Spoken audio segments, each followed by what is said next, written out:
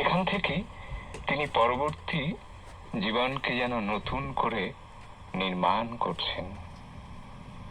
সমীর চলে যাওয়ার ঠিক পরপরই যে ঘটনা ভারতীয় জীবনে ঘটছে, সেখানে রবীন্দ্রনাথের পক্ষে আর কোনোভাবে ঘরের বেড়ির মধ্যে থাকা সম্ভব হচ্ছে না।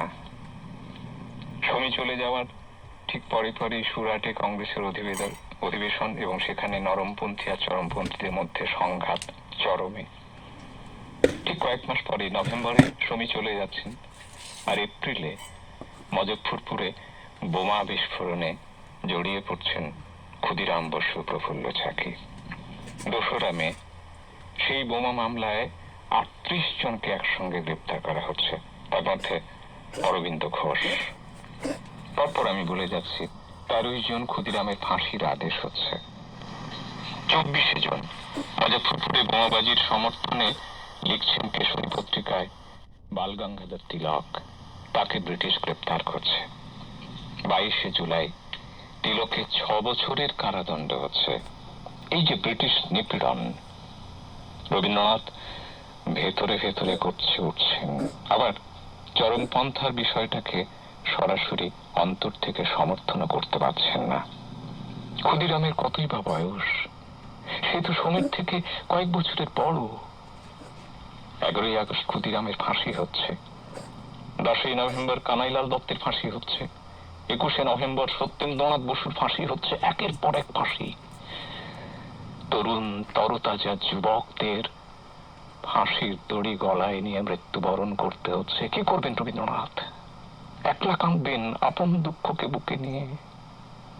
রবীন্দ্রনাথ স্বভাবতই সংসারী রবীন্দ্রনাথ থেকে আদ্যন্ত দেশের মানুষ রবীন্দ্রনাথ হয়ে উঠছেন। আর ব্যক্ত না হয়ে উপায় নেই। তিনি তো অস্ত্র ধরতে পারেন না, তিনি কবি। তাই তার কলমে দুঃখই হয়ে উঠছে প্রতিবাদ, দুঃখই হয়ে উঠছে আনন্দ যাপন, দুঃখই হয়ে উঠছে দেশপ্রেমের গানের উপকরণ।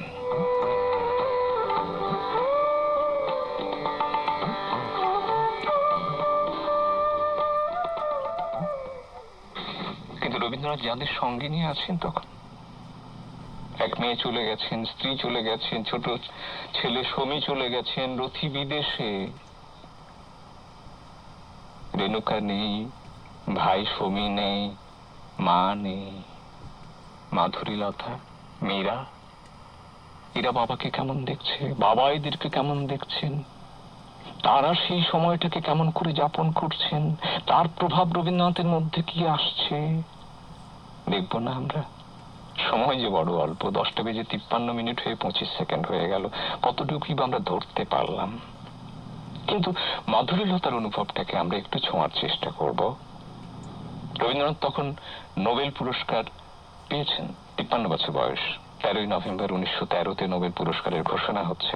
29শে জানুয়ারি 1914 বাংলা গভর্নর কারমাইকেলের লাট ভবনে কবির হাতে সুইডেন থেকে পাওয়া সেই নোবেল পুরস্কার তুলে দেওয়া হচ্ছে। 14ই এপ্রিল নববর্ষের দিন শুরুলে নতুন গৃহপ্রবেশ হচ্ছে। কোথাও মা, সমী, রেণুকা থাকবে না। মাধুরীলতা ঘর গোছাচ্ছে, নতুন ঘর। বাবা থাকবেন, আর বাবা তো গম্ভীর, কিন্তু মাধুরীলতার 2 চোখ জলে ভরে উঠছে। বাবা কেমন করে এই দুঃখকে যাপন করছেন? বাবা যদি দুঃখকে প্রকাশ করে হাউ হাউ করে কাঁদতেন, মাধুরীলতা বোধহয় শান্তি পেতেন। বাবা তো তা করছেন না। তাহলে কেমন করে কাটছে বাবার জীবন? মোটে তো 53 বছর বয়স তখন। বন্ধু অনুরূপা দেবীকে মাধুরীলতা লিখছেন, কেন এমন হলো? অসময়ে এদের জীবন প্রদীপ কেন নিভে গেল? কোন মহৎ অপরাধের জন্য এ কঠোর শাস্তি ভোগ করতে হচ্ছে? মায়ের মতো এমন পুণ্যবতী সতী কেন এত যন্ত্রণা পেলেন?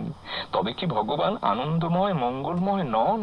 তিনি কি শুধু ধ্বংস করবার জন্য, সুখের জন্য জগৎ সৃজন করেছেন? বাবা কত উপদেশ দিয়েছেন, সঙ্গে নিয়ে কত উপাসনা করেছেন, তবু সব সন্দেহ দ্বিধা দূর করতে পারেননি। এই চিঠি মাধুরীলতা লিখছেন 29শে আষাঢ় 1321 সন। বাবা তার আত্মজার অন্তরের ব্যথাকে হয়তো অনুভব করছেন, না হলে সমকালে রবীন্দ্রনাথ কেনই বা এই গান লিখবেন? সেই গানটি শুনতে শুনতে আজকের অনুষ্ঠান শেষ করব। কিন্তু সেদিন দুঃখ যাপন করতে গিয়ে যে কথা রবীন্দ্রনাথ বলেছিলেন, সেদিনের সকালে দুঃখের প্রয়োজন আমাদের জীবনে, কয়েকটা লাইন অন্তত পড়ি। জাগাও, হে জাগাও, যে ব্যক্তি যে জাতি আপন শক্তি ধন সম্পদ কি জগতের সর্বাপেক্ষা শ্রেয় বলিয়া অন্ধ হইয়া উঠিয়াছে, তাহাকে প্রলয়ের মধ্যে যখন এক মুহূর্তে জাগাইয়া তুলিবে, তখন হে রুদ্র সেই উদ্ধত ঐশ্বর্যের বিদীর্ণ প্রাচীর ভেদ করিয়া তোমার যে জ্যোতি বিকীর্ণ হইবে, তাহাকে আমরা যেন সৌভাগ্য বলিয়া জানিতে পারি। দুঃখ তবে সৌভাগ্য হয়ে ওঠে। দুঃখ আমাদের শক্তির কারণ হোক, শোক আমাদের মুক্তির কারণ হোক, লোক ভয়, রাজ ভয়, মৃত্যু ভয় আমাদের জয়ের কারণ হোক। এই তো রবীন্দ্রনাথ। আমরা কি তাহলে আপন দুঃখকে, আপন শোককে আঁকড়ে ধরে বিচ্ছিন্ন হয়ে থাকবো আর রবীন্দ্রনাথের গান শুনবো, নাকি আমরা তাঁর জীবন থেকে দুঃখ জয়ের পাঠ নেব? এই সিদ্ধান্ত আমাদের নিতে হবে। আপনাদের সঙ্গে দুঃখ জয়ের গান অথবা দুঃখের গান, দুঃখী রবীন্দ্রনাথ অথবা দুঃখ জয়ী রবীন্দ্রনাথ নিয়ে আমিও ছিলাম শৈলেন চক্রবর্তী। আসলে শেষ গানটি শিল্পী দ্বিজেন মুখোপাধ্যায়।